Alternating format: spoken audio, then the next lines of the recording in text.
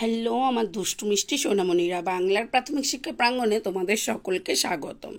আর বাংলার প্রাথমিক শিক্ষা প্রাঙ্গণের সকল সদস্য এবং সদস্যাকে জানাই আমার আন্তরিক প্রীতি, শুভেচ্ছা এবং অভিনন্দন। দেখো, আজ আমরা করছি চতুর্থ শ্রেণীর প্রাথমিক শেষ পরীক্ষা বৃত্তি পরীক্ষার বিজ্ঞান কোশ্চেন পেপার। এটি তোমাদের 2023 সালের কোশ্চেন পেপার। নাম্বার 1 দেখো, সঠিক উত্তর বেছে নিয়ে লেখো যে কোনো 4টি। নাম্বার ক, একটি তরল দাহ্য পদার্থ হলো, এখানে রয়েছে জল, কেরোসিন, দুধ। উত্তরটি হবে কেরোসিন। তো উত্তরটি বেছে নিয়ে তোমাদের আবার লিখতে হবে একটি তরল দাহ্য পদার্থ হলো কেরোসিন। নাম্বার খ, রক্তল্পতা রোগ সারানোর জন্য তুলসী, কালমেঘ, কুলেখাড়া ব্যবহার করা হয়। উত্তরটি হবে কুলেখাড়া। নাম্বার গ, চোখ, নাক, মুখ জ্বালা করে বৃষ্টির জন্য, ব্লিচিং পাউডারের জন্য, অন্ধকারের জন্য। উত্তর হবে ব্লিচিং পাউডারের জন্য। নাম্বার ঘ, খাবারের যে অংশ হজম হয় না তা জমা হয় মলাশয়ে, পাকস্থলিতে, ক্ষুদ্রান্তে।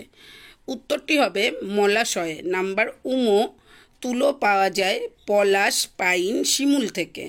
উত্তরটি হবে শিমুল থেকে। নাম্বার 2, শূন্যস্থান পূরণ করো যে কোনো 5টি। 2 ক, মানব শরীরের সব থেকে কঠিন অংশ, এখানে লেখো দাঁত। নাম্বার খ, বস্তু যা দিয়ে তৈরি তাকে আমরা বলি ড্যাশ, এখানে লিখবে পদার্থ। নাম্বার গ, রোগ সারাতে পারে এমন উদ্ভিদকে ড্যাশ উদ্ভিদ বলে, এখানে লিখবে ভেষজ। ধানের খোসাকে ড্যাশ বলে, উত্তরটি লিখবে তুষ। নাম্বার উমো, মানুষ ও অন্যান্য প্রাণীরা খাবারের জন্য ড্যাশ উপর নির্ভরশীল, এখানে লিখবে উদ্ভিদের। নাম্বার চ, নিঃশ্বাস ছাড়ার সময় শরীর থেকে ড্যাশ গ্যাস বেরিয়ে যায়, এখানে লিখবে কার্বন ডাই অক্সাইড। নাম্বার 3, ভুল সংশোধন করো যে কোনো 5টি। 3 ক, আমাদের প্রধান শ্বাস অঙ্গ হলো হৃৎপিণ্ড, উত্তরটি লিখবে আমাদের প্রধান শ্বাস অঙ্গ হলো ফুসফুস। নাম্বার খ, কঠিন পদার্থের নিজস্ব কোনো আকার নেই, উত্তরটি লিখবে তরল পদার্থের নিজস্ব কোনো আকার নেই। নাম্বার গ, পাহাড়ের চূড়ায় অক্সিজেন বেশি থাকে, উত্তরটি লিখবে পাহাড়ের চূড়ায় অক্সিজেন কম থাকে। নাম্বার খ, শীতকালে সর্ষের তেল জমে যায়, উত্তরটি লিখবে শীতকালে নারকেল তেল জমে যায়। নাম্বার উমো, বুকে হেঁটে চলে এরূপ একটি প্রাণী হলো মশা, উত্তরটি লিখবে বুকে হেঁটে চলে এরূপ একটি প্রাণী হলো সাপ। নাম্বার চ, পুকুরের জল থেকে নুন তৈরি হয়, উত্তর লিখবে সমুদ্রের জল থেকে নুন তৈরি হয়। নাম্বার 4, একটি দুটি বাক্যে উত্তর দাও যে কোনো 6টি। 4 ক, কিন্ন চুলে গোল হয়ে গুটিয়ে যায় কিন্তু টিকটিকিতে চুলে গোল হয় না কেন? উত্তরটি লিখবে কারণ টিকটিকি শির দ্বারা আছে, তাই টিকটিকি চুলে গোল হয় না। নাম্বার খ, হাঁসের পায়ের আঙুল জোড়া থাকে কেন? আর কোন প্রাণীর ক্ষেত্রে এরকম দেখা যায়? উত্তর লেখো কারণ হাঁসেরা জলে সাঁতার কাটে, তাই তাদের আঙুলগুলি জোড়া থাকে। আর ব্যাঙেদের ক্ষেত্রে এরকম দেখা যায়। নাম্বার গ, দুটি জীব ও দুটি জড়ের নাম লেখো। উত্তরটি লেখো দুটি জীব হলো কুকুর, ছাগল, দুটি জড় হলো চেয়ার, খাতা।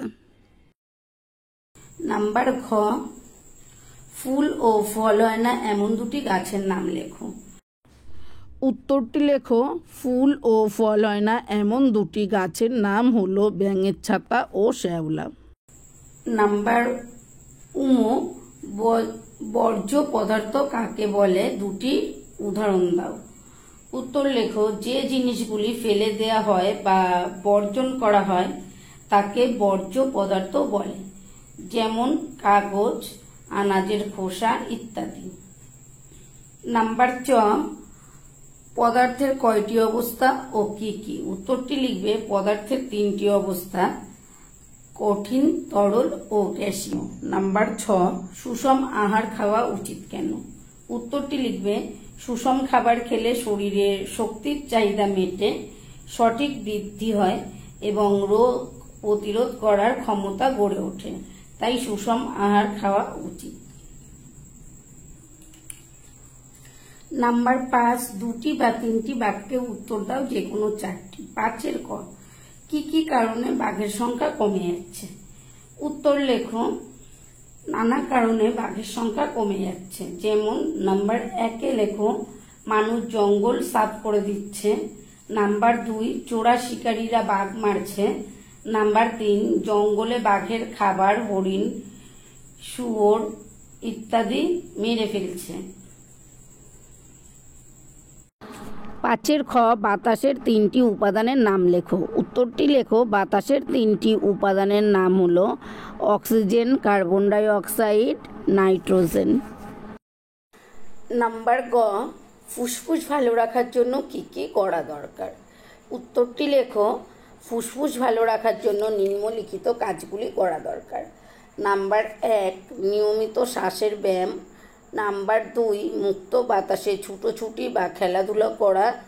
নাম্বার 3, যে কোনো রকম ধোয়া ধুলো থেকে দূরে থাকা দরকার।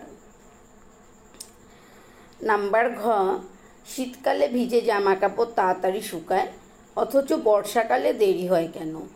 উত্তরটি লেখো, শীতকালে বাতাস আর্দ্র থাকে তাই ভিজে জামা কাপড় তাড়াতাড়ি শুকায়।